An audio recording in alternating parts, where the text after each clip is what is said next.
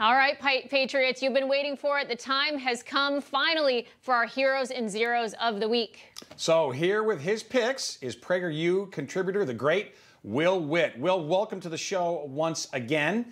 And please let us know, I know you've got some heroes and some zeros. Why don't we start with a hero? Why don't we start on the positive side? Hero who I could be saying is a hero literally every week is Governor Ron DeSantis in Florida, who basically called out the people in New York who are still wearing 6 masks when they go outside. And he just calls it how it is, which is something I love. It reminds me of Donald Trump in a lot of ways, that he just says straight up what's going on. Yes, let's hear the clip of DeSantis.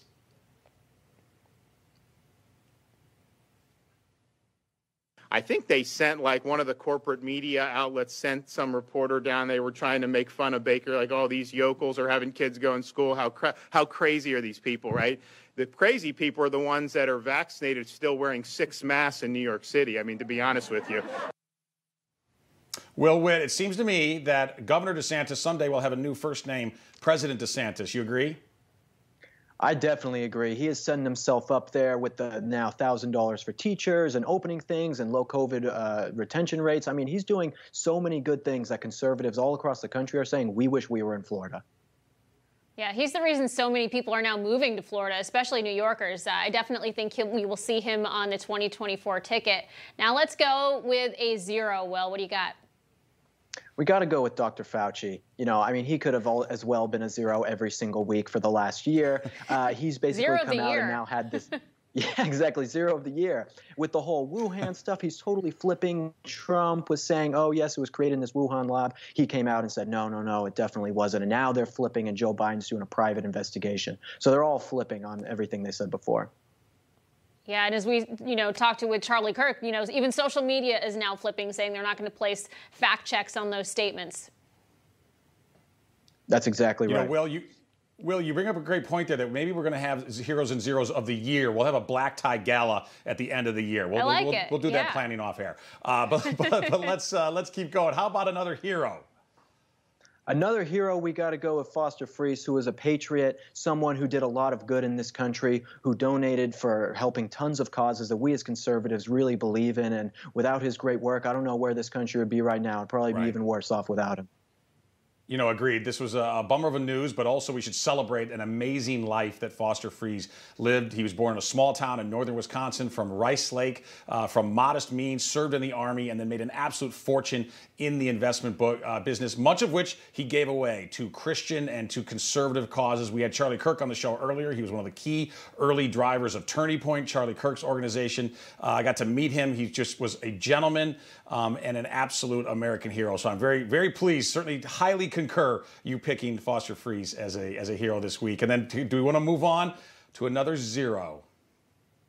We got to get the biggest zero of the week, who is John Cena. You all know him, the wrestler and now turned actor, who essentially has come and shown everybody that he loves China and his billions of dollars that they get from those markets more than he loves the American people. He would rather sell out to these foreign countries who are hurting people, I mean, communist China hurting people, than actually protect American interests.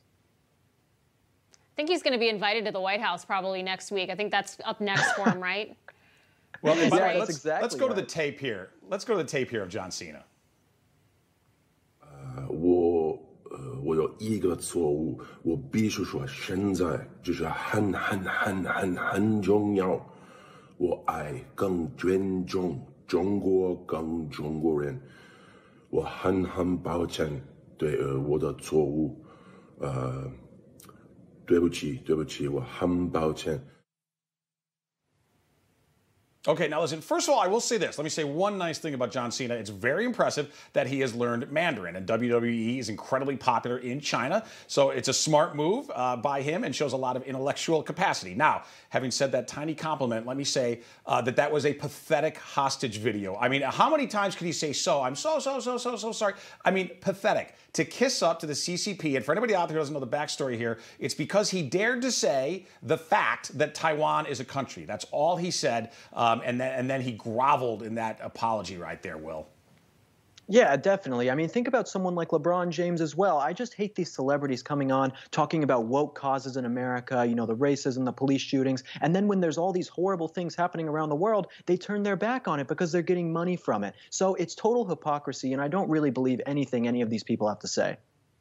Right. No, unfortunately, I think the money is driving all of this, which I hate to say, but I think that's the truth. And when you see somebody who is as physically tough as John Cena, when you see him getting intimidated by the Chinese Communist Party, it's a sad sight to see. And he deserves your designation as a zero of the week. As always, Will Witt, you were spot on. Thank you so much for this week's picks. Thanks, Will. Hey, I'm Rob Finnerty. Thanks for watching. If you enjoyed this video, please join the conversation in the comments below. Don't forget to subscribe, too.